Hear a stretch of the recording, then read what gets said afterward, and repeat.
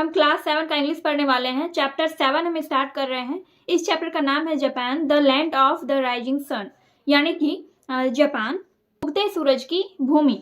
इस चैप्टर का यही मीनिंग है, जापान उगते सूरज की भूमि। राइजिंग सन का मतलब हो गया उगता सूरज, लैंड का मतलब होता है भूमि। ठीक है, ये बिहार बोर्ड क्लास 7 का इंग्लिश है जिसका नाम है रेडियंस, एंड चैप्टर 7 हम पढ़ने वाले हैं। तो इस चैप्टर का नाम मैंने आपको बता दिया। इस चैप्टर में पहला जो है ये वार्मर यहाँ पर दिया गया। वार्मर से रिलेटेड आपको यहाँ पर 2 क्वेश्चन दिख रहे हैं और इस दोनों क्वेश्चंस के आंसर आपको देने हैं। पहला क्वेश्चन है डू यू लाइक ट्रैवलिंग, यानी कि क्या आप यात्रा करना पसंद करते हैं। तो इसका आंसर आप अपने अकॉर्डिंग दे सकते हैं। वैसे मैं आपको इन दोनों का आंसर बताऊंगी। एंड दूसरा क्वेश्चन है name the places that you have travelled to, how has travelling helped you. ठीक है, देखिए इसका मतलब मैंने आपको बता दिया। इसका मतलब क्या हो गया, सेकेंड नंबर में क्या कह रहा है, सेकेंड नंबर में कह रहा है कि name the places that you have travelled to, मतलब जहां पर आपने यात्रा किया उस जगह का नाम बताना है आपको। ठीक है, how has travelling helped you, यानी कि यात्रा आपका किस तरह से मदद करता है, तो यात्रा आपका कैसे मदद करता है। ठीक है, आप कहीं भी घूमने जाते हैं तो वो आपको किस तरह से, वो आपकी किस तरह का मदद करता है। जैसे मतलब यही हुआ जहाँ पे आप घूमने गए हैं उस जगह का आपको नाम बताना है और यात्रा आपको किस तरह से मदद करता है ये आपको बताना है, इसका आंसर देना है। तो पहले हम इन दोनों क्वेश्चन का आंसर देख लेते हैं। हमारा पहला क्वेश्चन क्या था, डू यू लाइक ट्रैवलिंग, यानी कि आप यात्रा करना पसंद करते हैं। तो इसका आंसर आप ये लिख सकते हैं, यस आई लाइक ट्रैवलिंग। अगर आप यात्रा करना पसंद नहीं करते हैं तो आप ये भी लिख सकते हैं, not I don't like travelling. ठीक है, तो बेसिकली आपका आंसर यही हो जाएगा, यस आई लाइक ट्रैवलिंग। इसका आंसर आप अपने अकॉर्डिंगली दे सकते हैं। एंड सेकेंड नंबर का क्वेश्चन ये था, name the places that you have travelled to, how has travelling helped you. तो इसका आंसर क्या हो जाएगा, पहला जो है आपका name the places that you have travelled to, इसका answer of the places where I have travelled are Delhi, Patna, Madhya Pradesh, Bengal etc।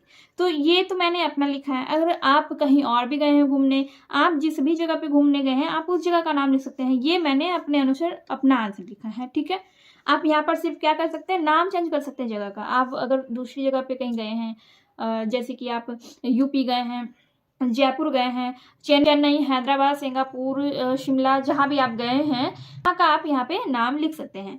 उसके बाद यहाँ पर दूसरा क्वेश्चन था इसी में, how has travelling helped you. तो इसका आंसर हो जाएगा travel heightens our awareness of what's going on around us. ठीक है, यानी कि यात्रा करने से क्या होता है, यात्रा करने से ये होता है कि हमारे आसपास क्या हो रहा है, क्या चल रहा है, इसकी जागरूकता हमें होती है, इसकी जानकारी हमें होती है। ठीक है, इसके बारे में हमें जागरूक करती है। हम यात्रा करते हैं तो हमें ये पता चलता है कि हमारे आसपास क्या चल रहा है, क्या नहीं चल रहा है, उसके बारे में हम जागरूक होते हैं। ठीक है, इतना आपको क्लियर है। अब जो भी क्वेश्चन है थिंक एंड टेल वाला, तो उसको हम पहले चैप्टर को पढ़ेंगे, चैप्टर का हिंदी मीनिंग जानेंगे, चैप्टर को अच्छे से समझ लेंगे, एंड देन हम इस चैप्टर में दिए गए सारे क्वेश्चन को सॉल्व करेंगे। ये चैप्टर बहुत इंटरेस्टिंग है, तो इसको आप लोग पूरा पढ़िएगा एंड इस वीडियो को भी पूरा आप लोग देखिएगा, लास्ट तक देखिएगा, क्योंकि लास्ट में मैं आपको इस चैप्टर से रिलेटेड क्वेश्चंस भी बताने वाली हूँ, इसलिए वीडियो में लास्ट तक बने रहिए। अगर आपने चैप्टर 6 तक नहीं पढ़ा है तो सारे वीडियोज आपको प्लेलिस्ट में मिल जाएंगे। प्लेलिस्ट का लिंक आपको इस वीडियो के लास्ट में एंड स्क्रीन पर मिल जाएगा। देखिए अब हम स्टार्ट कर रहे हैं chapter. Japan, popularly called the land of the rising sun, is known for its beautiful landscape. The snow-clad high mountains add to its beauty. So do the beautiful lakes and streams that shine like bright silver. The lovely gardens with their beautiful flowers and lovely fruits enchant the visitors.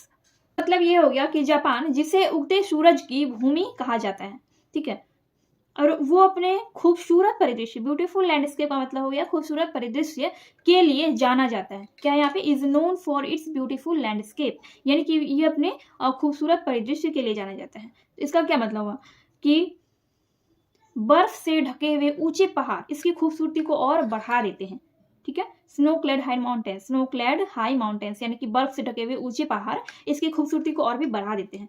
So do the beautiful lakes and streams that shine like bright silver, मतलब कि खूबसूरत झीलें और नदियां चमकीली चांदी की तरह चमकती है। शाइन का मतलब हो गया चमकना, ब्राइट सिल्वर यानी कि चमकीली चांदी की तरह चमकती है। The lovely gardens with their beautiful flowers and lovely fruits and the visitors, यहाँ के जो सुंदर बगीचे हैं और उसमें लगे सुंदर सुंदर फूल हैं और इतने प्यारे प्यारे फल हैं कि वो यात्रियों को अपनी ओर आकर्षित करते हैं। ठीक है, यात्रियों को अपनी ओर मंत्रमुग्ध कर लेते हैं। ठीक है, इंचेंट मतलब हो गया आकर्षित करना या फिर मंत्रमुग्ध करना। ठीक है, यानी कि मन मोहना। नेक्स्ट पैराग्राफ है the geographical condition of Japan is such that we do not find houses like ours. The Japanese do not build houses of bricks or stones. They build wooden houses with walls made of strong thick paper. They use 3 or 4 square pieces of glass which serve for windows. How strange. इसका मतलब क्या हुआ? The geographical condition of Japan is such that we do not find houses like ours. यानी कि Japan की भौगोलिक स्थिति ऐसी है कि वहाँ पे लोग हमारे जैसे घर नहीं बनाते। जैसे कि हम लोग यहाँ पे क्या क्या चीज़ें मिला के घर बनाते हैं, ईंट होता है, गिट्टी बालू होता है और सीमेंट वगैरह होता है। तो इन सारी चीज़ों से जापान में घर नहीं बनते हैं। यानी कि जैसे हमारे यहाँ पे घर बनते हैं वैसे जापान में घर नहीं बनते हैं। The Japanese do not build houses of BRICS और स्टोन्स, यानी कि जापानीज जो है अपने घर ब्रिक्स और स्टोन से नहीं बनाते हैं। ठीक है, ईंटे पत्थर से घर नहीं बनाते हैं। They build wooden houses with walls made of strong thick paper. The build wooden houses यानी कि वो लकड़ी के घर बनाते हैं। किससे बनाते हैं? With walls made of strong thick paper. किससे बनाते हैं? एक मजबूत थिक पेपर, मजबूत मोटे कागज से वो घर बनाते हैं। ठीक है, इसके भी आप लोग रीजन जान लीजिए कि वहाँ पे थिक पेपर यानी मोटे कागज वगैरह से, कूट वगैरह से घर क्यों बनाया जाता है। वहाँ पे ईंटे पत्थरों से घर नहीं बनाया जाता है क्योंकि जापान में बहुत ही ज़्यादा मात्रा में भूकंप आता है। जैसे कि हमारे यहाँ पे कभी कभी आता है भूकंप, लेकिन जापान में ज़्यादा मात्रा में भूकंप आता है, तो इसलिए लोग वहाँ पे ईंट पत्थरों का घर नहीं बनाते हैं। और भूकंप भी वहाँ पे इतना जोरदार होता है कि ये सारे घर अगर वहाँ पे होंगे ईंट पत्थरों का घर, तो लोगों का जीना वहाँ पे लगभग नामुमकिन है। तो इसलिए वहाँ के लोग जो है वो वुडन घर बनाते हैं, यानी लकड़ी के या फिर कूट वगैरह के घर बना के रहते हैं। ठीक है, तो आगे है they use 3 or 4 square pieces of glass which serve for windows. How strange. तो वो क्या करते हैं? 3 या फिर 4 वर्गाकार कांच के टुकड़ों का यूज खिड़की के लिए करते हैं। मतलब उन्हें कहीं खिड़की छोड़ना हो तो वो क्या करते हैं? 3 या फिर 4 स्क्वायर यानी कि वर्गाकार हो गया, 3 या 4 वर्गाकार या 4 पीस वर्गाकार कांच का उपयोग करते हैं खिड़की के लिए। हाउ स्ट्रेंज यानी कितनी अजीब बात है। नेक्स्ट है with regards to cooking the Japanese do not burn fire in their rooms. They use stove for cooking so it is hard to see smoke in a Japanese house. The Japanese are fond of eating rice and fish. They are also very fond of tea, but their tea has neither milk nor sugar in it. अच्छा, यहाँ पे इसका मतलब क्या है? देखिए, अब खाना पकाने के संबंध में यहाँ पे बोल रहा है विथ रिगार्ड्स टू कुकिंग, यानी खाना पकाने के संबंध में। जापानी आग नहीं जलाते हैं। Japanese do not burn fire, यानी जापानीज आग नहीं जलाते। कहाँ पे नहीं जलाते? अपने रूम में नहीं जलाते हैं। इन देयर रूम, अपने रूम में नहीं जलाते हैं। जापानी अपने रूम में आग नहीं जलाते हैं। दे यूज स्टोव फॉर कुकिंग, वो खाना पकाने के लिए स्टोव का यूज करते हैं। It is hard to see smoke in a Japanese house, इसलिए उनके घर में धुआं देखना बहुत ही कठिन है। मतलब जापानीज घर में जब खाना पकाने के लिए आग जलाते ही नहीं है तो वहाँ पे आप धुआं देख ही नहीं सकते, क्योंकि वहाँ पे आग का उपयोग ही नहीं होता है। इसलिए आग नहीं तो धुआं नहीं। ठीक, पैराग्राफ है the Japanese are fond of eating rice and fish. Japanese लोग जो होते हैं वो मछली और चावल खाने के शौकीन होते हैं। They are also very fond of tea but their tea has neither milk nor sugar in it. आगे इसमें कह रहा है कि वे लोग भी चाय के बहुत शौकीन होते हैं, लेकिन उनकी चाय में ना तो दूध होता है और ना ही चीनी होता है। How strange. वे लोग भी चाय के बहुत शौकीन होते हैं, लेकिन उनकी चाय में ना तो दूध होता है और ना ही चीनी होता है। The next paragraph है the Japanese are very fond of riding in the carriage which is light and small and drawn by a man. It is called a rickshaw. रिक्शा यानी रिक्शा। It's called a rickshaw. जापानियों को ऐसी गाड़ी में सवारी करना बहुत पसंद होता है जो कि छोटा होता है और जिसे एक आदमी खींचता हो, जैसे कि रिक्शा। ठीक है, इसे रिक्शा कह सकते हैं। जापानियों को ऐसी गाड़ी में सवारी करना पसंद होता है जो कि छोटा भी हो, एक ही आदमी खींचता हो, जैसे कि तो इसको क्या कहा जाता है? इसको रिक्शा कहा जाता है। It is called a rickshaw. जैसे कि यहाँ पे रिक्शा होता है जो छोटा भी होता है और जिसको एक ही आदमी खींचता है, तो वैसे ही गाड़ियों में जापानीज को सवारी करना पसंद होता है।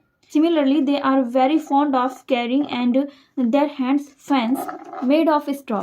The Japanese are very particular about cleanliness. No one goes into a house with the shoes on.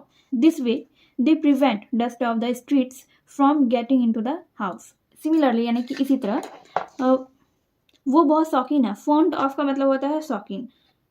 वो किस चीज़ के शौकीन है? वो हाथ में पंखा रखते हैं। जापानीज लोग जो होते हैं वो हाथ में हमेशा पंखा रखते हैं, और ये जो पंखा होता है ये स्ट्रॉ यानी कि घास फूसे से बना हुआ होता है।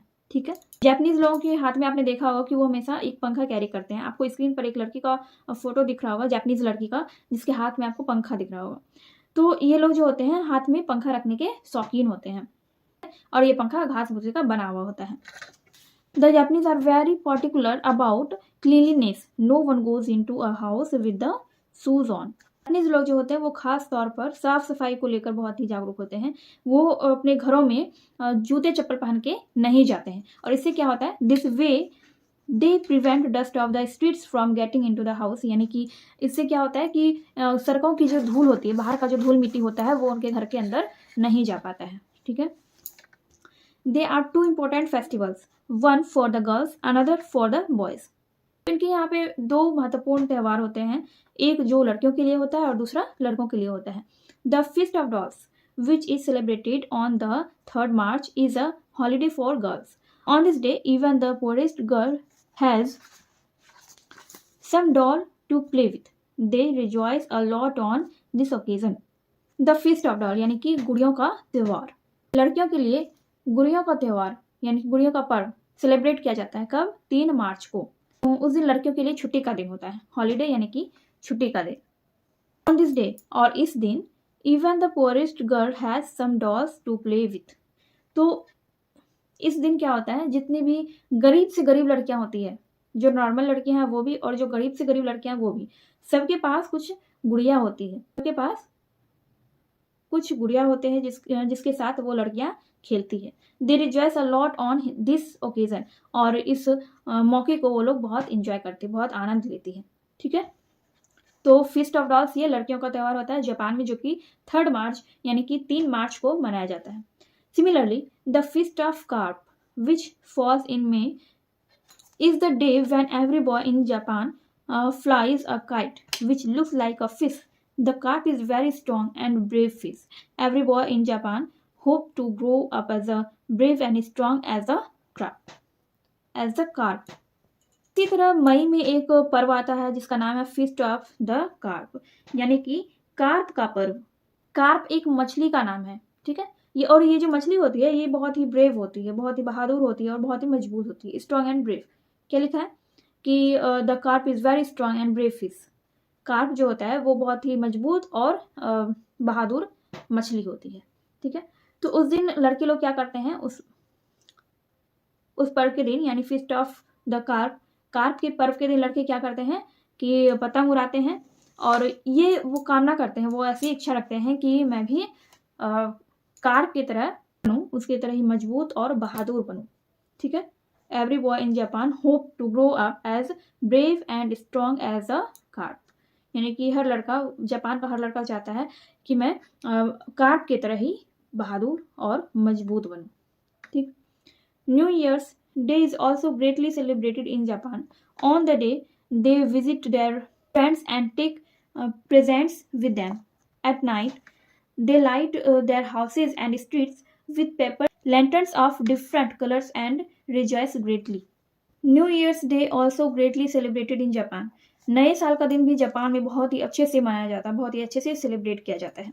On the day, और इस दिन, they visit their friends, वो अपने दोस्तों के यहाँ जाते हैं, and take present with them, और उनके साथ उपस्थित होते हैं। At night, they light their houses and streets with paper lanterns of different color and rejoice greatly. और इस दिन वो क्या करते हैं, वो रात में अपने घरों के बाहर सड़कों पर, वो अपने घरों में और सड़कों पर अलग अलग तरह तरह के वो लालटेन और कलरफुल लालटेन, वो कलरफुल चीज़ों से वो अपने स्ट्रीट और अपने हाउसेस को सजाते हैं, यानी अपने घरों को और अपने घर के बाहर की सड़कों को सजाते हैं, और इस दिन को वो खूब इंजॉय करते हैं। और इस दिन वो रात को अपने घरों को और सड़कों को, अपने घर के बाहर सड़कों को वो अलग अलग प्रकार के लालटेनों से, कलरफुल लालटेनों से वो सजाते हैं। ठीक है। और वो लालटेन किस चीज़ का बना हुआ था? पेपर लालटेन होता है, यानी कि कागज़ का बना हुआ लालटेन होता है, कलरफुल लालटेन होता है, जिससे वो अपने घरों को सजाते हैं और अपने घर के बाहर की सड़कों को भी सजाते हैं। ठीक है। और इस दिन को वो खूब अच्छे से एंजॉय करते हैं, खूब अच्छे से मनाते हैं। Children in Japan are very clean and neatly dressed. They never spite in the room. They always knock before they enter. They always welcome guest and are always polite to them.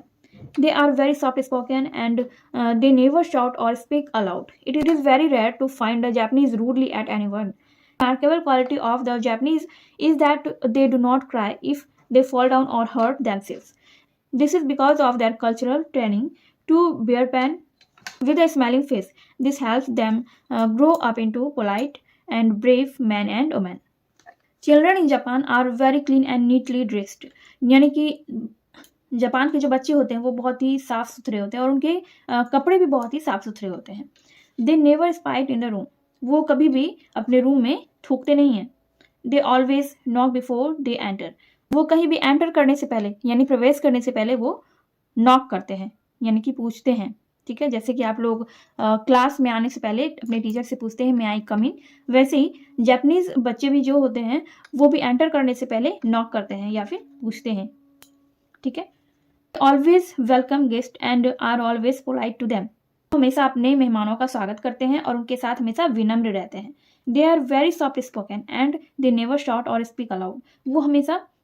वो बहुत ही मृदु भाषी होते हैं, मतलब बहुत ही वो मीठा बोलते हैं, बहुत ही अच्छे से बोलते हैं. एंड दे नेवर शाउट और स्पीक अलाउड. वो कभी भी जोर से नहीं बोलते. ठीक है, वो कभी चिल्लाते नहीं हैं और ना ही कभी जोर से बोलते हैं.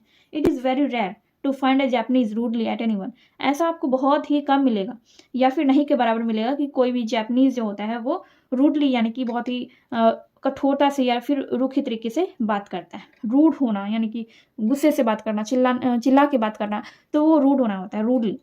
ठीक है, तो ऐसा जापान में बहुत ही कम होता है जो लोग इस तरह से बात करते हैं, रूडली बात करते हैं. ठीक है, क्योंकि वहाँ के सभी लोग क्या होते हैं, मृदुभाषी होते हैं. सभी के बच्चे बड़े सभी लोग बहुत ही मृदुभाषी होते हैं, बहुत ही अच्छे से बोलते हैं और कभी भी चिल्लाते नहीं हैं. ठीक है, a remarkable quality of the Japanese is that they do not cry if they fall down और हर्ट देमसेल्व्स. अगर जापानीज गिर भी जाते हैं तो वो रोते नहीं हैं, चिल्लाते नहीं हैं, ना ही वो रोते हैं. ठीक है, मतलब उन्हें अगर चोट लग जाती है, वो गिर जाते हैं, तो वो ना तो रोते हैं और ना ही चिल्लाते हैं. This is because of their cultural training to bear pain with a smiling face. तो ऐसे दर्द आने के बाद भी उनके फेस पे स्माइल रहना, ये उनके सांस्कृतिक उसके कल्चर की देन है. उन्हें ये सब सीख उनके कल्चर से, उनके सभ्यता से मिली हुई है. ठीक है, उनके संस्कृति से उन्हें ये सीख मिली है. ठीक है, this is help them grow up into a polite and brave man and women. और यही चीज उन्हें विनम्र और बहादुर बनाता है. ठीक है, तो उनकी जो कल्चर है, उनकी जो संस्कृति है, यही चीज उन्हें विनम्र और बहादुर बनाने में सहायता करती है, चाहे वो आदमी हो या फिर औरत हो. Shintoism is the chief religion of the Japanese. It teaches the people of Japan to love beautiful things and honor the dead. This is the reason they make beautiful things of wood, paper, leather, cotton and silk. The lovely goods are exported to other countries. सिंथोइज्म का मतलब क्या होता है, यहाँ पर देखिए आपकी book में ही दिया गया है. सिंथोइज्म का मतलब होता है Japanese religion with the worship of ancestors and nature sprites. देखिए एंसेस्टर का मतलब हो जाता है पूर्वज. एंसेस्टर मतलब होता है पूर्वज. तो सिंथोइज्म का मतलब हो गया जापानी धर्म जिसमें पूर्वजों तथा प्रकृति की पूजा की जाती है. ठीक है, जापानी धर्म जिसमें पूर्वजों तथा प्रकृति की पूजा की जाती है. अब यहाँ पर देखिए क्या लिखा हुआ है, Shintoism is the chief religion of the Japanese. Shintoism जो होता है वो जापानियों का एक मुख्य धर्म होता है. इस teaches the people of Japan to love beautiful things and honour the dead. तो और ये जापान के लोगों को सुंदर चीज़ों से प्यार करना और मृतकों का सम्मान करना सिखाता है. ठीक है, सिंथोइज्म जो होता है वो जापान के लोगों को सुंदर चीज़ों से प्यार करना और मृतकों का सम्मान करना सिखाता है. This is the reason they make beautiful things of wood, paper, leather, cotton and silk. तो यही कारण है कि वो इन सब चीज़ों से, मतलब लकड़ियों से, पेपर से यानी कागजों से, लेदर से, कॉटन से, सिल्क से, इन सभी चीज़ों से वो अलग अलग प्रकार की वस्तुएं बनाते हैं और अपने घरों को भी सजाते हैं. Their lovely goods are exported to other countries. और इनके जो अच्छे अच्छे सामान जो होते हैं, प्यारे प्यारे सामान होते हैं, वो दूसरे देशों में भी भेजे जाते हैं, दूसरे देशों में बेचे जाते हैं. The Japanese have always been regarded as clever and hardworking people. They never sit idle. Idle का मतलब क्या होता है, लेजी यानी बेकार. ठीक है, जापानी लोगों को हमेशा चतुर और मेहनती माना गया है. ठीक है, जापानी लोगों को हमेशा चतुर और मेहनती माना गया है. The Japanese have always been regarded as clever and hardworking people. यानी जापानियों को हमेशा चालाक और हार्डवर्किंग माना गया. They never sit idle. वो कभी भी खाली नहीं बैठते हैं. The most remarkable thing about them is their patriotism. They love their country and are ever ready to die for her. उनके बारे में सबसे उल्लेखनीय बात यह है कि वो देशभक्त होते हैं। पैट्रियोटिज्म का मतलब देशभक्त। तो उनके बारे में सबसे उल्लेखनीय और रिमार्केबल थिंग यानी कि उल्लेखनीय बात यह है उनके बारे में कि वो देशभक्त होते हैं। दे लव देयर कंट्री, वो अपने देश से प्यार करते हैं। और and are ever ready to die for her, और उसके लिए मरने के लिए हमेशा तैयार रहते हैं। जापानीज अपने देश से बहुत प्यार करते हैं और अपने देश के लिए मरने के लिए हमेशा तैयार रहते हैं। ठीक है, उनमें मतलब वो देशभक्त होते हैं। यहाँ पर आपको कुछ वर्ड मीनिंग्स दिए गए हैं, तो इसको आप देख सकते हैं। यहाँ पे लैंडस्केप, लैंडस्केप का मतलब होता है नेचुरल ब्यूटी यानी प्राकृतिक सुंदरता। स्नो क्लैड यानी कि बर्फ से ढके हुए, कवर्ड विथ स्नो। इंटेंट मतलब होता है मन मोहना, आकर्षित करना। कैप्टिवेट यानी मन मोहना। स्ट्रीम्स यानी स्मॉल रिवर्स यानी झरने। फॉन्ड ऑफ, फॉन्ड ऑफ का मतलब होता है शौकीन। कस्टम का मतलब होता है रीति रिवाज। पोलाइट का मतलब होता है विनम्र। रूडली यानी रुखाई से या कठोरता से। आइडल मतलब होता है बेकार। सिंथोइज्म का मतलब होता है जापानी धर्म जिसमें पूर्वजों तथा प्रकृति की पूजा की जाती है।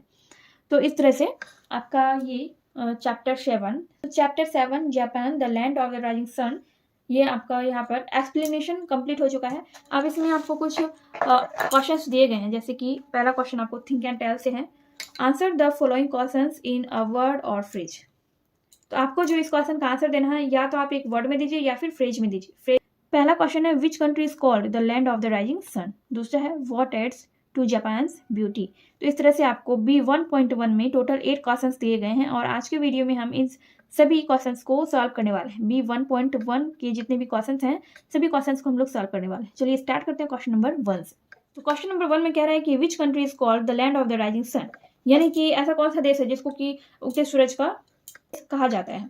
तो कौन सा कंट्री है, हमने अभी भी पढ़ा कि जापान एक ऐसा कंट्री है जिसको उगते सूरज का भूमि, उगते सूरज की भूमि कहा जाता है। उगते सूरज का देश नहीं, उगते सूरज की भूमि कहा जाता है, the land of the rising sun. तो इसका आंसर हो जाएगा जापान। तो आपको आंसर में सिर्फ जापान लिखना है।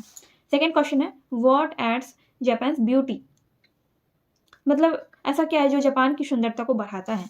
तो इसका आंसर हो जाएगा the snow clad high mountains, यानी कि जापान का जो बर्फ से ढका हुआ ऊंचा ऊंचा पहाड़ है वो जापान की सुंदरता को बढ़ाता है। नेक्स्ट क्वेश्चन है what is the chief food of the Japanese. Chief food यानी मुख्य भोजन, जापानीज लोगों का मुख्य भोजन क्या है। जापानीज लोगों का मुख्य भोजन है राइस एंड फिश, मछली और चावल। What is the feast of dolls, feast of dolls क्या है, यानी गुड़ियों का त्योहार क्या है। देखिए 3 नंबर का आंसर आपको ये लिखना है राइस एंड फिश। 4 नंबर में आपको कह रहे हैं कि what is the feast of dolls, यानी गुड़ियों का त्योहार क्या है, आपको बताना है इसके बारे में।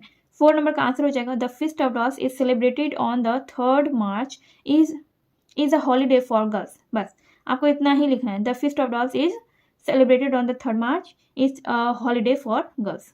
फीस्ट ऑफ डॉल्स जो है वो, या फिर इसके जगह पे आप ये भी लिख सकते हैं the feast of dolls is girls festival या फेस्टिवल फॉर गर्ल्स, इस तरह से भी आप लिख सकते हैं। तो ये आपका 4 नंबर का हो गया। 5 नंबर में यहाँ पर क्या रहा है कि what is the feast of the carp. तो इसका आंसर मैंने लिखा है the feast of the carp is the festival for every Japanese boy. तो इसी तरह से आप इसका भी आंसर लिख सकते हैं the feast of dolls is the festival for every Japanese girls. ठीक है, ये रहा आपका question number 1, question number 2, question number 3, question number 4। The feast of dolls is celebrated on the 3rd March is a holiday for girls. And 5 number में है, इसका answer होगा 5 number का the feast of the carp is the festival for every Japanese boy. ठीक है, तो ये आपका 5 नंबर तक कंप्लीट हो गया। क्वेश्चन नंबर 6 में कह रहा है how do the Japanese treat their guest. 7 number में है how do they bear pain. Question number 8 में है list some of the qualities which help the Japanese to grow brave and polite. Question number 6 को हम फिर से पढ़ते हैं, how do the Japanese treat their guest, यानी कि वो अपने अतिथियों को, जापानीज अपने अतिथियों को कैसे ट्रीट करते हैं। उस जापानीज लोग जो होते हैं वो अपने अतिथियों के साथ कैसा व्यवहार करते हैं। तो इसका आंसर हो जाएगा they always welcome guest and are always polite to them. वो अपने अतिथियों का हमेशा स्वागत करते हैं और उनके साथ विनम्र रहते हैं। ठीक है, क्वेश्चन नंबर 7 में है how do they bear pain, यानी कि वो अपना दर्द कैसे सहन करते हैं। तो इसका आंसर हो जाएगा Japanese bear pain with a smiling face. वो अपना दर्द कैसे सहन करते हैं, फेस पे स्माइल ला के। ठीक है, जापानीज अपने फेस पे स्माइल ला के अपने दर्द को सहन करते हैं। ये हो गया आपका क्वेश्चन नंबर 7 का आंसर। क्वेश्चन नंबर 8 में कह रहा है list some of the qualities which have the Japanese to grow brave and polite. तो इसका आंसर होगा, देखिए आपको यहाँ पर कुछ क्वालिटीज बताना है जापानीज का जो कि उनको बहादुर और विनम्र बनाता है। तो इसमें मैंने कुछ पॉइंट्स लिखे हुए हैं क्वेश्चन नंबर 8 में, 5 पॉइंट्स मैंने लिखे हुए हैं। तो इसमें पहला लाइन है वेरी सॉफ्ट स्पोकन, यानी कि जापानीज जो होते हैं वो बहुत ही मृदुभाषी होते हैं, मृदुभाषी होते हैं। दूसरा पॉइंट है दे डू नॉट क्राई, वो कभी चिल्लाते नहीं है। दे डोंट हर्ट देमसेल्फ, वो अपने आप को कभी तकलीफ नहीं पहुंचाते हैं, हर्ट नहीं करते हैं जानबूझ के। दे डोंट हर्ट एनीवन, वो लोग किसी को भी तकलीफ नहीं पहुंचाते। नेवर शॉट, वो कभी भी चिल्लाते नहीं है। तो इस तरह से आप इसमें जापानीज की और भी क्वालिटीज ऐड कर सकते हैं। तो आपका यहाँ पे क्वेश्चन नंबर 8 तक कंप्लीट हो चुका है वाले हैं। इसमें आपको कह रहा है कि answer the following questions briefly. इसका मीनिंग क्या होता है, मतलब नीचे दिए गए प्रश्नों का उत्तर संक्षेप में दें। यहाँ पर जितने भी क्वेश्चन दिए गए हैं B 2.1 में, इसका आंसर आपको संक्षेप में देना है, शॉर्ट में देना है, ठीक है। Answer the following question briefly, यानी कि नीचे दिए गए प्रश्नों का उत्तर संक्षेप में दें। तो चलिए हम देखते हैं इन चार क्वेश्चंस को। पहला क्वेश्चन है B 2.1 का, why is there no smoke in a Japanese house, यानी कि जापानीज घरों में धुआं क्यों नहीं देखा जाता है, ठीक है। देखिए हम लोगों ने पढ़ा था चैप्टर में कि जापानीज लोग जो होते हैं वो खाना बनाने के लिए आग का प्रयोग नहीं करते हैं, मतलब लोग वो लकड़ियों का प्रयोग नहीं करते हैं। हमने चैप्टर में पढ़ रखा था कि जापानीज लोग जो होते हैं वो खाना बनाने के लिए आग नहीं जलाते हैं, स्टोव का यूज करते हैं, तो इसलिए जापानीज घरों में धुआं नहीं देखा जाता है। तो ये आपका आंसर हो गया कि they use stove for cooking so smoke is not found there. तो जापानीज लोग जो होते हैं वो खाना बनाने के लिए आग नहीं जलाते हैं, वो स्टोव का यूज करते हैं, इसलिए जापानीज घरों में धुआं नहीं देखा जाता है, ठीक है। नेक्स्ट क्वेश्चन है what do the Japanese boy and girls love, यानी कि जापानीज लड़के और लड़कियों को क्या पसंद है, जापानीज लड़के और लड़कियों को क्या पसंद है। इसका आंसर हो जाएगा the Japanese girls love doll playing and boys love kite flying very much. आपने इस चैप्टर को अगर पढ़ रखा है तो आपको ये सारे आंसर्स आप खुद से बना सकते हैं, अदरवाइज आपको प्रॉब्लम आएगा। तो अगर आपने पिछला वाला वीडियो नहीं देखा तो जल्दी से आके देख लीजिए, लिंक आपको डिस्क्रिप्शन बॉक्स में एंड इस वीडियो के लास्ट में एंड स्क्रीन पर आपको उस वीडियो का लिंक मिल जाएगा। देखिए यहाँ पर इसका मतलब ये हो जाएगा कि जापानीज गर्ल्स गुड़ियों से खेलना पसंद करती है और जापानीज लड़के जो होते हैं वो पतंग उड़ाना पसंद करते हैं। क्योंकि आप लोग जानते हैं कि जापानीज में 2 इम्पोर्टेंट पर्व मनाया जाता है, 2 इम्पोर्टेंट फेस्टिवल मनाया जाता है। जो लड़कियों के लिए पर्व होता है उसको फीस्ट ऑफ डॉल कहते हैं, और जो लड़कों के लिए पर्व होता है उसको द फीस्ट ऑफ कार्प कहते हैं, ठीक है। तो ये डॉल और काइट जो है उसी पर्व से रिलेटेड है। अगर आप चैप्टर पढ़ेंगे तो आपको सारा चीज अच्छे से समझ में आ जाएगा। जापानीज लड़कियों को गुड़ियों से खेलना पसंद होता है और लड़कों को पतंग उड़ाना पसंद होता है, ठीक है। थर्ड नंबर का क्वेश्चन है what do the Japanese do on new year day, यानी कि जापानीज लोग नए साल के दिन क्या करते हैं। इसका आंसर हो जाएगा the Japanese on new year day they visit their friends and take present with them, यानी कि जापानीज नए साल के दिन वे अपने दोस्तों के घर जाते हैं और उनके साथ उपस्थित होते हैं और वो इस दिन को बहुत ही अच्छे से एंजॉय करते हैं, ठीक है। नेक्स्ट क्वेश्चन है what is carp, why is it significant to a Japanese, यानी कि कार्प क्या है और ये जापानीज लोगों के लिए महत्वपूर्ण क्यों है, ठीक है। यहाँ पर पूछ रहा है कार्प क्या है और ये जापानीज के लिए महत्वपूर्ण क्यों है। इसका आंसर हो जाएगा carp is a strong and brave fish. Carp क्या है, वो एक मजबूत और बहादुर मछली है। स्ट्रॉन्गनेस देखिए इसी में है, carp is a strong and brave fish, strongness and braveness to a significant to a Japanese. Carp एक मजबूत और बहादुर मछली है जो मजबूती और बहादुरता के लिए महत्वपूर्ण है, ठीक है। कार्प एक मजबूत और बहादुर मछली है और मजबूती और बहादुरता के लिए जापानियों के लिए महत्वपूर्ण है, ठीक है। ये हो गया आपका 4 नंबर का आंसर। आपका ये क्वेश्चन थिंक एंड राइट का B 2.1 का ये चारों क्वेश्चन कंप्लीट हो चुका है। एंड यहाँ पर अब क्वेश्चन दिया गया है answer the following questions in detail. यहाँ पर आपको सारे क्वेश्चंस का आंसर डिटेल में देना है, यानी कि विस्तार में देना है, ठीक है। हमने जो यहाँ पर क्वेश्चन नंबर B 2.1 का ये सारा क्वेश्चन देखा, यहाँ पर आपको सारे क्वेश्चन संक्षेप में देना था, ठीक है। और यहाँ पर आपको सारे क्वेश्चंस का आंसर डिटेल में देना है। इसके आंसर थोड़े से लॉन्ग हो जाएंगे तो आप लोग ये बाद में मत बोलिएगा कि इसका आंसर ज्यादा लॉन्ग है। डिटेल में इसका आंसर देना इतना आपको लिखना ही पड़ेगा। क्वेश्चन है फर्स्ट नंबर का what are various Japanese customs. Question है what are various Japanese customs, यानी कि विभिन्न जापानी रीति रिवाज क्या है, ठीक है। इसका आंसर देखते हैं। इसका आंसर हो जाएगा the Japanese customs are delightful, यानी कि जापानी रीति रिवाज बहुत ही आनंदमय है, ये बहुत ही अच्छा है, ठीक है, आनंदमय है। डिलाइटफुल का मतलब हो गया आनंदमय। दे celebrate 2 important festivals, the Feast of Dolls and the Feast of Carp. Japanese people celebrate New Year very well. Shintoism is their chief religion that teaches them to respect the dead and to love the beautiful things. देखिए इसका meaning समझते हैं. दे celebrated 2 important festivals, यानी कि वे लोग 2 महत्वपूर्ण त्यौहार मनाते हैं. कौन कौन सा? फीस्ट ऑफ डॉल्स यानी कि गुड़ियों का त्यौहार, and the feast of carp और कार्प का त्यौहार. ठीक है, गुड़ियों का पर्व और कार्प का पर्व. कार्प तो आपने देखा ही, कार्प क्या है? कार्प एक मछली का नाम है जो कि बहुत ही मजबूत और बहादुर मछली होती है. Japanese people celebrated new year very well. Japanese लोग साल का दिन बहुत ही अच्छी तरीके से मनाते हैं. सिंथोइज्म इज देयर चीफ रिलीजन, यानी कि सिंथोइज्म जो होता है वो उनका मुख्य धर्म होता है. दैट टीचेज, और वो धर्म उन्हें क्या सिखाता है? That teaches them to respect the dead and to love the beautiful things. ये धर्म उन्हें सिखाता है मृत चीजों की इज्जत करना, उनका सम्मान करना और अच्छी चीजों से प्यार करना. ठीक है, सिंथोइज्म ये जापानियों का मुख्य धर्म होता है. हो गया आपका बी 2.22 का क्वेश्चन नंबर 1 का आंसर. चलिए देखते हैं नेक्स्ट है, how do the Japanese boys and girls enjoy themselves. तो जापानीज लड़के और जापानीज लड़कियां खुद कैसे एंजॉय यानी कैसे आनंद लेते हैं. तो इसका आंसर हो जाएगा the Japanese girls enjoy themselves by celebrating the feast of dolls, playing with dolls. Japanese लड़कियां जो होती है वो कैसे आनंद लेती है? वो सेलिब्रेट करती है, यानी कि वो मनाती है गुड़ियों का पर्व और वो गुड़ियों के साथ खेलती है. जापानीज लड़कियां जो होती है वो गुड़ियों का पर्व उनके यहाँ होता है. लड़कों के लिए होता है कार्प का पर्व और लड़कियों के लिए होता है गुड़ियों का पर्व. तो लड़कियां जो होती है वो गुड़ियों का पर्व मनाती है, मतलब ये त्यौहार मनाती है. और उस दिन सारी लड़कियां, जितनी भी गरीब लड़कियां या फिर अमीर लड़कियां, जितनी भी लड़कियां होती है उस दिन वो सारी लड़कियां गुड़ियों के साथ खेलती है. ठीक है. The Japanese boy do enjoy themselves by celebrating the feast of carp. They fly kites on this day. तो जापानीज बॉयज जो होते हैं वो फीस्ट ऑफ कार्प यानी कार्प का पर्व मनाते हैं और उस दिन ये लोग क्या करते हैं? पतंग उड़ाते हैं. उनके यहाँ कार्प का पर्व होता है लड़कों के लिए और उस दिन सारे लड़के जो होते हैं वो पतंग उड़ाते हैं. तो ऐसा क्यों होता है? वो उस दिन पतंग क्यों उड़ाते हैं? लड़कियां डॉल्स से क्यों खेलती है? ये सारा चीज आपके चैप्टर में दिया गया है, तो एक बार चैप्टर को आप लोग जरूर पढ़ लीजिएगा. क्वेश्चन है, describe the behaviour of the Japanese children, यानी कि जापानी बच्चे किस तरह से व्यवहार करते हैं. इस चीज को आपको इस चीज का व्याख्या करना है, डिस्क्राइब करना है, यानी आपको इसका व्याख्या करना है. इसका आंसर हो जाएगा Japanese children are very clean and neatly dressed.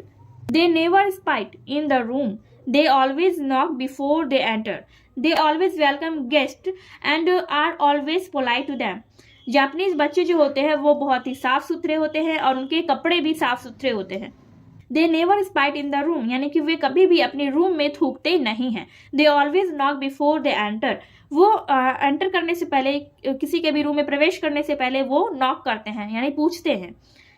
They always welcome guests and always polite to them.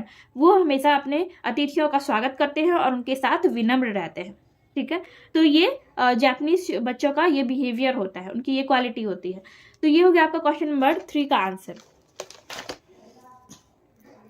Next है, how can you say that the Japanese love their country, यानी कि आप कैसे कह सकते हैं कि जापानीज लोग अपने देश से बहुत प्यार करते हैं. नेक्स्ट क्वेश्चन है, how can you say that the Japanese love their country, आप कैसे कह सकते हैं कि जापान के लोग अपने देश से प्यार करते हैं. इसका आंसर हो जाएगा the people of Japan are always ready to sacrifice their lives for their country. They work very hard for the development of their country. ठीक है, इसका मतलब ये हुआ कि जापान के लोग हमेशा तैयार रहते हैं, हमेशा अपनी जान त्यागने के लिए, अपने देश के लिए अपनी जान देने के लिए जापान के लोग हमेशा तैयार रहते हैं. They work very hard. People of Japan यानी जापान के लोग always ready to sacrifice their lives, यानी कि हमेशा अपनी जान देने के लिए तैयार रहते हैं. ऑफ देयर कंट्री यानी अपने देश के लिए. जापान के लोग अपने देश के लिए अपनी जान देने के लिए हमेशा तैयार रहते हैं. They work very hard for the development of their country, यानी कि वे अपने देश के विकास के लिए बहुत ही कड़ी मेहनत करते हैं. तो इसलिए हम कह सकते हैं कि जापान के लोग अपने देश से बहुत प्यार करते हैं. ठीक है, तो ये हो गया आपका क्वेश्चन नंबर 4 का आंसर. नेक्स्ट क्वेश्चन है, what is Shintoism, what does it teach. क्या करें, सिंथोइज्म क्या है, व्हाट डज इट टीच, और ये क्या सिखाता है. तो Shintoism is the chief religion of the Japanese. Shintoism जो है ये जापानियों का मुख्य धर्म है. ठीक है, सिंथोइज्म जापानियों का एक मुख्य धर्म है. It teaches the people of Japan to love beautiful things and to honor the dead. तो ये क्या सिखाता है, ये जापान के लोगों को सिखाता है सुंदर चीज़ों से प्यार करना और मृत चीज़ों का सम्मान करना, मरे हुए चीज़ों का सम्मान करना। ठीक है, का नेक्स्ट क्वेश्चन है, make a comparison between the life style of an Indian and a Japanese. तो आपको कंपेयर करना है इंडियन के लाइफ स्टाइल में एंड जापानीज के लाइफ स्टाइल में। ठीक है, बाकी इंडियन का लाइफ स्टाइल कैसा होता है, जापानीज का लाइफ स्टाइल कैसा होता है, इन दोनों के बीच में आपको तुलना करना है। ठीक है, तो यहाँ पे हमने बहुत थोड़ा सा लिखा हुआ है, इसमें आप बहुत कुछ ऐड भी कर सकते हैं। मैंने इसमें सिर्फ 1-2 लाइन लिखा है, जिसमें आप खुद से भी ऐड कर सकते हैं या फिर इतना भी आप लिख सकते हैं। इसका आंसर मैंने लिखा है कि an Indian can be seen spitting head and they are very commonly but this can't be expected by a Japanese। भारतीयों को देखा होगा कि भारतीय लोग जो होते हैं वो यहाँ वहाँ थूक देते हैं। ठीक है, कहीं भी थूक देते हैं, लेकिन आप ऐसा जापानीज लोगों से एक्सपेक्ट नहीं कर सकते, उन लोगों से ऐसी उम्मीद नहीं कर सकते, क्योंकि जापानीज लोग कहीं भी इधर उधर कहीं भी नहीं थूकते हैं। ठीक है, और इंडिया में ये सब बहुत ही कॉमन बात है कि लोग यहाँ पे सड़कों पे कहीं भी वो थूक देते हैं, तो इंडिया में ये बहुत कॉमन है, लेकिन जापानीज लोगों में ये कॉमन बात नहीं है, वो लोग ऐसा नहीं करते हैं। ठीक है, तो ये हो गया कंपैरिजन कि लोग ऐसे करते हैं और जापानीज लोग ऐसा नहीं करते हैं। दूसरी लाइन है, where Japanese is a hard working well mannered and very polite and Indian is not. तो इसका मतलब ये हुआ कि जापानीज लोग जो होते हैं वो बहुत ही परिश्रमी होते हैं, मेहनती होते हैं, वेल मैनर्ड होते हैं और बहुत विनम्र होते हैं, जबकि भारतीय ऐसे नहीं होते हैं। तो ये भी आपका कंपैरिजन हो गया, यानी कि ये भी हमने क्या किया, यहाँ पे तुलना किया इंडियंस का और जापानीज का। तो इसमें आप और भी चीज़ें ऐड कर सकते हैं, जैसे कि इंडिया के लोगों में दर्द सहन करने की उतनी क्षमता नहीं होती जितनी क्षमता जापानीज लोगों में दर्द सहन करने की होती है। जैसे कि जापानीज लोग अगर गिरते भी हैं तो वो उठने के साथ स्माइल करते हैं, वो रोते नहीं हैं, चिल्लाते नहीं हैं। लेकिन इंडिया में लोग क्या करते हैं कि जो गिरते हैं, चोट लगती है तो वो रोने लगते हैं। ठीक है, तो इस तरह से ये कंपैरिजन हो गया आपका जापानीज में और इंडियंस में। ठीक है, B2.3 में कह रहा है कि arrange the following jumbled words to make meaningful sentences, one has been done for you. देखिए यहाँ पर क्या है कि इस तरह से आपको कुछ वर्ड्स दिए गए हैं और आपको इस वर्ड को मिलाकर एक मीनिंगफुल सेंटेंस बनाना है, यानी कि ऐसा सेंटेंस आपको बनाना है जिसका कोई अर्थ निकले। ठीक है, और एक सेंटेंस आपके लिए यहाँ पे बना दिया गया है। ठीक है, आपको समझाने के लिए एक सेंटेंस यहाँ पर बना दिया गया है। तो यहाँ पे आपका ये फर्स्ट सेंटेंस है, सिट नेवर दे आइडल। तो इसका आपको एक सेंटेंस बनाना है जो जिससे इसका एक मीनिंग निकले, कोई मीनिंग निकले। ठीक है, तो दे never sit idol. Never sit idol का मतलब हो गया कि वे कभी बेकार नहीं बैठते। ठीक है, दे नेवर सिट आइडल यानी कि वे कभी बेकार नहीं बैठते। टाइम वैल्यू दे, तो इसका मीनिंग क्या होगा, तो इसका क्या सेंटेंस बनेगा, दे वैल्यू टाइम, दे वैल्यू टाइम, उन्हें समय की कीमत है। ठीक है, या फिर वे समय की वैल्यू करते हैं। यहाँ पर वर्ड है culture, the, love, Japanese, their. तो इससे सेंटेंस बनेगा, the Japanese love their culture, यानी जापानीज अपने सभ्यता से प्यार करते हैं। ठीक है, फिर 4 नंबर में है customs and on they their have manners. तो इससे सेंटेंस क्या बन रहा है, इससे सेंटेंस बन रहा है they have their own customs and manners. तो यहाँ पे क्या है, इसका सेंटेंस क्या बना, they have their own customs and manners. तो इसका मीनिंग हो गया कि मतलब ये हो गया कि उनका अपना वेशभूषा और अपना शिष्टाचार है। ठीक है, 5 नंबर में है call is it rising land sun of the. तो इससे सेंटेंस क्या बनेगा, it is called land of the rising sun. ठीक है, यानी कि ये उगते सूरज की भूमि कहा जाता है। ठीक है, आप लोगों ने पढ़ा इस चैप्टर में कि जापान को उगते सूरज की भूमि कहा जाता है। ठीक, तो ये आपका हो गया B2.3 का। B2.3 का मैंने आपको यहाँ पे सारा क्वेश्चन बता दिया। अब हम आगे बढ़ते हैं। सी में है वर्ड स्टडी। C.1 में है match words in column A with their meanings in column B. अब यहाँ पर देख लीजिए आप लोग, ये चार्ट एक दिया गया है, मैंने इसका आंसर कॉपी में लिख के रखा है। तो मैंने पूरे सेंटेंस को नहीं लिखा हुआ है, यहाँ पे आप सेंटेंस देख सकते हैं, मैंने अपने कॉपी में सिर्फ आंसर्स को लिखा है।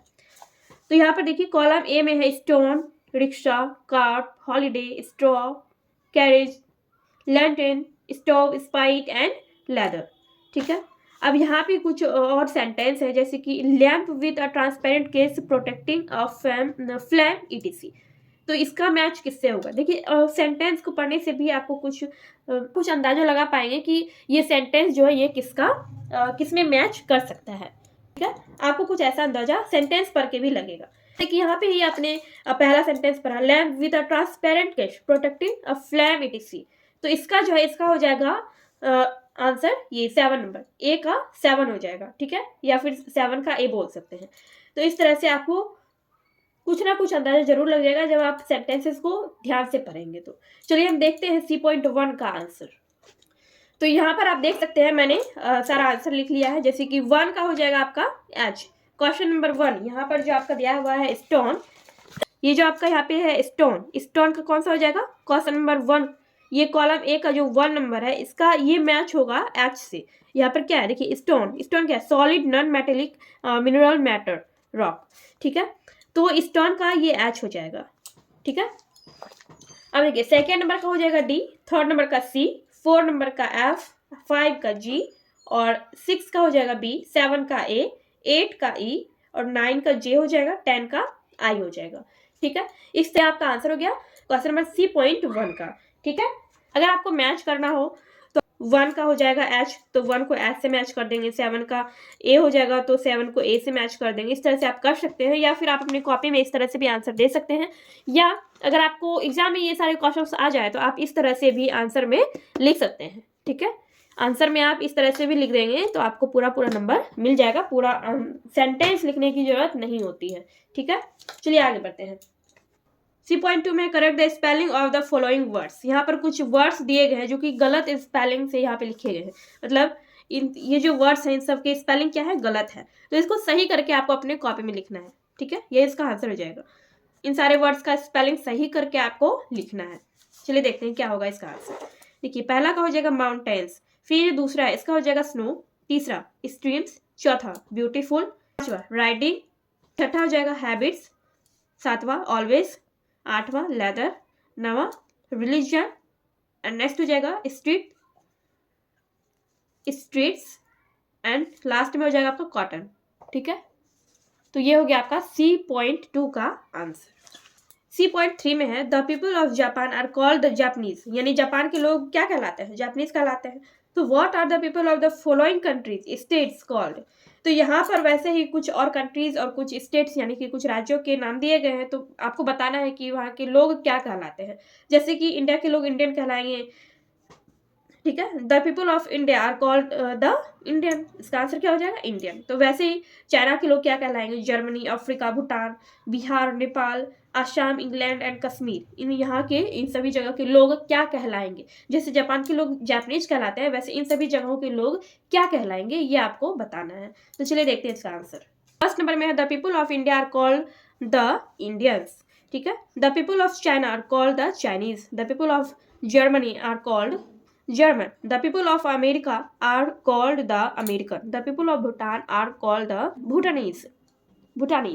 ठीक है, the people living in Bihar are called Bihari. The people of Nepal are called Nepali. The people living in Assam are called Assamese. The people of England are called the English. The people living in Kashmir are called Kashmiri. ठीक है, तो यही हो जाएगा इसका answer. यही सारा चीज मैंने यहाँ पर लिखा हुआ है। इंडिया के लोग इंडियन कहलाएंगे, चाइना के लोग चाइनीज, जर्मनी के लोग जर्मन कहलाएंगे, अमेरिका के अमेरिकन और भूटान के लोग भूटानीज कहलाएंगे, बिहार के लोग बिहारी, नेपाल के लोग नेपाली और आसाम के लोग असमीज, और इंग्लैंड के लोग क्या कहलाएंगे? इंग्लिश, और कश्मीर के लोग कश्मीरी। ठीक है, तो ये हो गया आपका C.3 का आंसर। ये C.3 का आंसर हो गया आपका। चलिए देखते हैं नेक्स्ट है आपका लेट्स टॉक। यहाँ पे इसका आंसर तो मैंने नहीं लिखा है, इसको आपको खुद से ही करना है। इसमें आपको कुछ नहीं है, इसमें आपको क्या करना है? लेट्स टॉक यानी कि चलो बातें करते हैं। तो यहाँ पे आपको ये खुद से ही करना है, इसमें डिस्कस करने वाला चीज़ है, इसमें आपको रिटर्न कुछ भी नहीं करना है। Discuss the following in groups, आपको अपने ग्रुप्स में डिस्कस करना है। कौन से टॉपिक पे? Travelling is the best means of education. आप ऐसी कोई जगह यात्रा करने गए हैं जो कि आपके एजुकेशन, आपकी शिक्षा के लिए बेस्ट हो। तो उसी टॉपिक पे आपको क्या करना है, अपने ग्रुप में डिस्कस करना है। तो इसमें आपको रिटर्न कुछ भी नहीं करना है। एफ में आपको दिया गया है कंपोजिशन। यहाँ पर कह रहा है write a letter to your pen friends living in Japan describing him your visit to Rajgir, also invite him to visit Rajgir, a place of historical and religious importance. ठीक है, आपको एक ऐसे दोस्त को पत्र लिखना है जो जापान में रहता है और आपको अपनी यात्रा राजगीर के बारे में बताना है, और आपको उसको क्या बोलना है आपको अपने दोस्त को निमंत्रण देना है राजगीर यात्रा करने के लिए, और आपको उस पत्र में राजगीर के ऐतिहासिक और धार्मिक महत्व के बारे में भी बताना है। ठीक है, तो इसी तरह से लेटर आपको अपने दोस्त को लिखना है जो कि जापान में रहता है, और आपको उसको कहना है कि आप भी राजगीर घूमने के लिए आए, और उसी पत्र में आपको राजगीर के ऐतिहासिक और धार्मिक महत्व को बताना है। मैंने यहाँ पे एक पत्र यहाँ पे लिखा हुआ है, जैसे डियर दिया।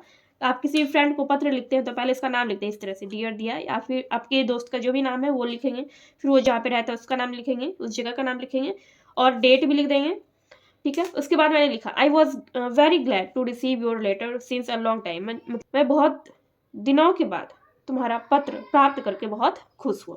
आई was very glad to know about your country Japan through your kind letter. तुम्हारे पत्र के जरिए जापान के बारे में सुनकर मैं बहुत प्रसन्न हुआ। तो इस तरह से आपको अपने दोस्त को पत्र लिखना है।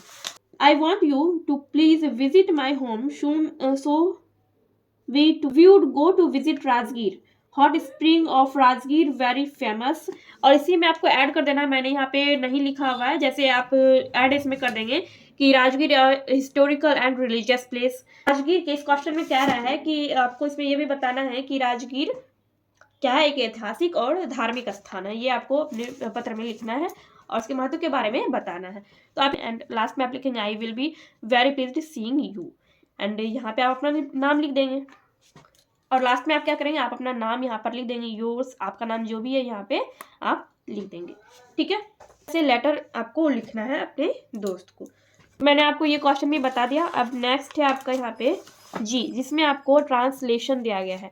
ट्रांसलेशन है यहाँ पे, ये आपका हिंदी यहाँ पे दिया गया है, इसको आपको इंग्लिश में ट्रांसलेट करना है। ठीक है, पहला है जापानी बहुत मेहनती होते हैं, फिर वे कभी बेकार नहीं बैठते, वे अपने देश से प्यार करते हैं, वे अपने मेहमानों का आदर करते हैं, वे चाय पीने के शौकीन हैं, वे लोग अच्छा खाना खाने के शौकीन हैं, त्योहारों के अवसर पर वे अपने दोस्तों और संबंधियों को उपहार भेजते हैं।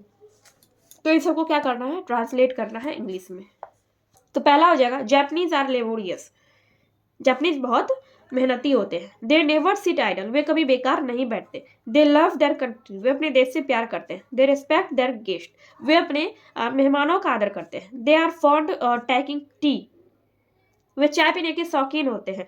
They are fond of eating good food, वो अच्छा खाना खाने के शौकीन होते हैं। फॉन्ड का मतलब होता है शौकीन, शौक। On the occasion of festivals they give present to their friends and relatives, यानी कि त्योहारों के अवसर पर वे अपने दोस्तों और संबंधियों को उपहार भेजते हैं।